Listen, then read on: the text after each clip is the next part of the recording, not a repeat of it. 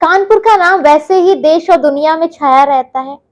ऐसे में कानपुर से ही डॉक्टर अमित निरंजन सर है जिन्होंने रिकॉर्ड बनाया है यूजीसी नेट क्वालिफाई करने में। फर्स्ट अटेम्प्ट में नेट सर ने क्वालिफाई किया है और 7 बार 6 बार लगातार नेट क्वालिफाई करने के बाद एक बार फिर 2022 में 7वीं बार ये रिकॉर्ड बना लिया है सर ने। तो सर आपका पहले तो एनपी न्यूज पे बहुत बहुत स्वागत है। बहुत बहुत धन्यवाद सर आपने 7 बार रिकॉर्ड बना लिया इंडिया में आपके नाम। सर किस किस बुक्स में रिकॉर्ड्स हैं आपसे ही सुनेंगे पहले तो हम। देखिए, सबसे पहले तो इंडिया बुक ऑफ रिकॉर्ड्स में नाम दर्ज हुआ, देन इसके बाद फिर world wide book of records में दर्ज हुआ, फिर world book of record London में दर्ज हुआ। और इन तीनों रिकॉर्ड्स में जब मैंने सिक्स्थ सब्जेक्ट में क्वालिफाई किया था तो हो गया था। फिर उसके बीच में 2 साल का गैप रहा, 2020 में मैंने निकाला था, तो उस बीच भी फिर किसी और ने नहीं किया 6। तो अगेन ये मुझे तीनों रिकॉर्ड खुद ही तोड़ने पड़े, 2022 में 7वीं बार निकाली। सर ये आपने यूजीसी नेट पहली बार जब क्वालिफाई किया इसके बाद क्या रहा कि आप कंटिन्यू अलग अलग सब्जेक्ट्स में करते रहे हैं? मतलब सब्जेक्ट के लिए एक इंटरेस्ट रहा है, क्योंकि देखिए बहुत बड़े बड़े स्कॉलर्स रहे हैं, उन्होंने तो सब कुछ लिख दिया, प्रिंसिपल्स बता दिए, बट एक्चुअली में ये रहता है ना कि आप हर एक सब्जेक्ट की अपनी एक मीनिंग होती है, अपना एक इम्पोर्टेंस होती है, उसको समझना, क्योंकि उनसे रिलेटेड जो भी समस्याएं आएंगी कम से कम मैं स्टूडेंट्स या टीचर्स को ट्रेन कर सकूं कि आपको कैसे इन सारे सब्जेक्ट्स को आगे परस्यू करना है, क्या इनकी इम्पोर्टेंस है, किस तरीके से ये स्टूडेंट्स के लिए हेल्पफुल हो सकते हैं। तो बस ये एक इंटरेस्ट था, इसको मैंने कॉन्सेप्ट क्लैरिटी से जोड़ दिया। जब ये कॉन्सेप्ट क्लैरिटी आती है तो हर सब्जेक्ट आसान हो जाता है। बस यही कॉन्सेप्ट क्लैरिटी का प्रिंसिपल था जिसकी वजह से मैं इतने नेट आराम से निकाल लेता हूँ। सर अभी जो 2022 में आपने क्वालिफाई किया है वो किस सब्जेक्ट्स के किया? वो एडल्ट एजुकेशन में किया मैंने। एडल्ट एजुकेशन में। सर आपने इससे पहले शिक्षकों को भी ट्रेनिंग दी है, स्टूडेंट्स के भी काउंसलर रहे हैं, तो कितने टीचर्स को आपने ट्रेनिंग दी अभी तक? लगभग मैं 25,000 से ज्यादा टीचर्स को ट्रेन कर चुका हूँ। और उनको ट्रेन करने के लिए मैं 2 ही प्रिंसिपल्स फॉलो करता हूँ कि हैप्पी प्लेस। अगर टीचर खुश होगा, अच्छे से पढ़ाएगा और बिल्कुल एक हैप्पी मूड में पढ़ाएगा तो स्टूडेंट भी उसको सुनेगा और वो प्लेस ऑटोमेटिक हैप्पी प्लेस बन जाएगी। बाकी टीचर्स को ये ट्रेन किया है कि आप देखिए कॉन्सेप्ट इतना ज्यादा मत बता दीजिए बच्चे को कि उसका माइंड ही ब्लास्ट कर जाए। उसको इतना बताइए कि कम से कम वो उन कॉन्सेप्ट्स को समझ सके। जरूरी नहीं होता है कि आप पूरी किताब उसको समझा दें, अगर उसको किताब के 4 या 5 कॉन्सेप्ट भी उसको समझ में आ गए तो भी उसके लिए काफी है। सर आप कोचिंग मतलब बच्चों को पढ़ाते भी हैं, ठीक है, तो आपके लिए मेन इम्पोर्टेंट क्या रहता है कि बच्चे के अंदर ये चीज डेवलप होनी चाहिए, मतलब एजुकेशन से रिलेटेड क्या इम्पोर्टेंट रहता है? देखिए, मैं हमेशा से ये चाहता हूँ कि स्टूडेंट अगर किसी भी टॉपिक पर बात करे तो लॉजिक से बात करे, वो सिर्फ रटी रटाई चीजों पर ना बोले, क्योंकि रटी रटाई चीजों की जो उम्र होती है ना वो सीमित होती है। और आप क्यों रटना, आपका दिमाग कोई गूगल जैसा सर्च इंजन थोड़ी ना है जो आपको रोज आकर आपसे कोई आपको सर्च करने बैठ जाएगा। आपके विचार कैसे हैं, आप उसके बारे में क्या सोचते हैं। अगर मैं किसी बच्चे से बोलूं कि पॉल्यूशन के बारे में तुम क्या सोचते हो, तो वो कहेगा कि नहीं, पॉल्यूशन एक बहुत ही एक बड़ी समस्या है, ठीक है ना। तो कभी वो पॉल्यूशन बनाने के, वो उसको फैलाने के लिए, बढ़ाने के लिए नहीं सोचेगा। क्यों? क्योंकि वो खुद उस समस्या से जूझ रहा है, क्योंकि वो समझ रहा है। जब गलती हम ये कह देते हैं कि पॉल्यूशन की सिर्फ डेफिनेशन याद करवा देते हैं उसको, ये नहीं बताते हैं कि पॉल्यूशन एक्चुअली कर क्या रहा है, वही समस्या आ जाती है। तो शिक्षा आपकी एक समझ पर होनी चाहिए, ना कि रटने पर। सर क्या लगता है एक कोचिंग हब रहता है आजकल, क्योंकि 12th जिसने भी पास किया, 12th से पहले भी कोचिंग स्टूडेंट्स जाने लगते हैं, आफ्टर 12th भी स्टार्टअप कर देते हैं, तो कोचिंग क्या बहुत इम्पोर्टेंट है आज की जनरेशन के लिए? क्या बहुत ज्यादा इम्पोर्टेंट है कि कोचिंग जाके ही आप कुछ बन सकते हैं, या इतना इम्पोर्टेंट नहीं है? आपके नजर में क्या है सर?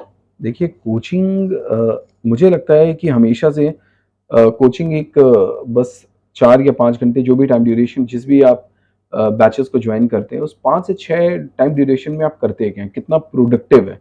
मैं किसी भी कोचिंग के लिए ये नहीं कह सकता कि वो बिल्कुल नहीं पढ़ाते या प्रोडक्टिव है कि नहीं है, ये बच्चे को डिसाइड करना है। वो गया, उसने देखा कि क्या वो उस 4 घंटे में उतना कॉन्सेप्ट जो सीख रहा है, क्या वो उसके एग्जाम से रिलेवेंट है, क्या उसको लगता है कि इससे बेनिफिट होगा, क्या ये क्वेश्चन तो खुद पूछने वाले हैं। अगर बच्चा कहता है कि नहीं, इससे बेहतर तो मैं खुद सेल्फ तैयार कर सकता हूँ, तो यानी वो अपने लिए खुद एक ट्यूटर है, जिसको हम कहते हैं self tutor, right, self learning. तो सेल्फ लर्निंग का जो स्टार्टिंग है वो स्टूडेंट के अंदर से ही है।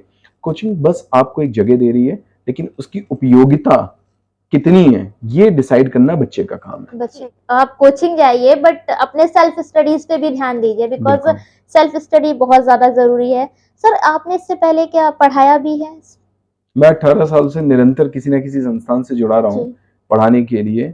तो मैंने बिल्कुल पढ़ाया है, लेकिन हमेशा से मेरे एक ही प्रिंसिपल रहते थे पढ़ाने के कि बस तुम कैसे इस कॉन्सेप्ट को रिलेट कर पाओगे अपनी रियल लाइफ में, प्रैक्टिकल लाइफ में।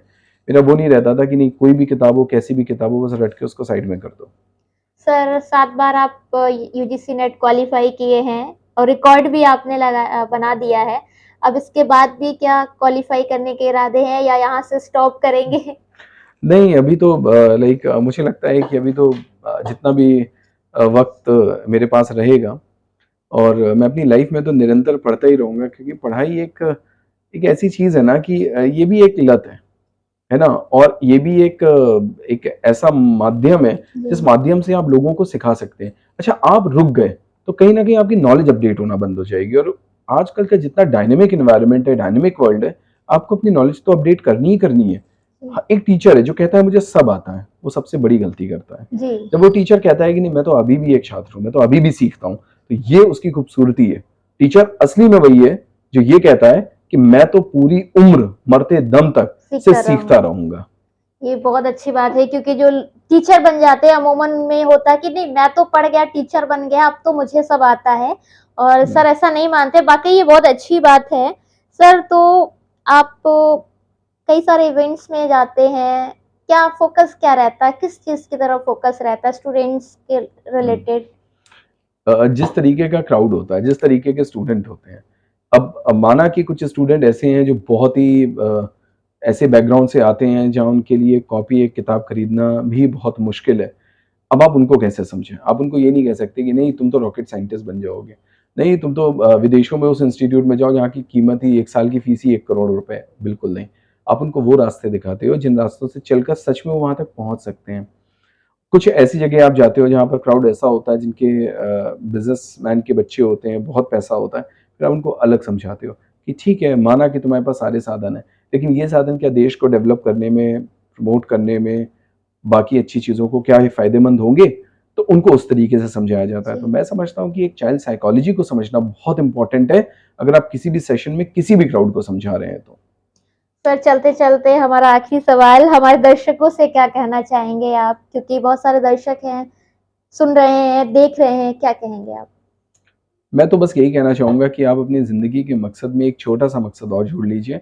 माना कि कठिनाइयाँ बहुत हैं, कार्य बहुत हैं, आप अपनी उलझनों में उलझे हुए हैं, लेकिन मैं ये चाहूँगा ना कि लाइक आप कंट्रीब्यूट करके जाइए देश को, राष्ट्र को। आप ऐसा कुछ कार्य करिए जिससे कम से कम एक इंसान को आपकी वजह से इस समाज में फ़ायदा हो। जी, तो हम आपकी मुलाकात करा रहे थे डॉक्टर अमित निरंजन सर से, जिन्होंने 7वीं बार फिर यूजीसी नेट क्वालिफाई किया है और एक रिकॉर्ड को फिर से कायम किया। हालांकि 6 बार जब किया था तब तक तो रिकॉर्ड बन ही गया था, 7वीं बार फिर सर ने ये रिकॉर्ड अपने ही नाम हासिल किया है। और आप हमारे चैनल के साथ बने रहिए, लगातार एनपी न्यूज आपको ऐसे ही नए नए इंटरव्यूज दिखाते रहेंगे और नई नई जानकारियां देते रहेंगे।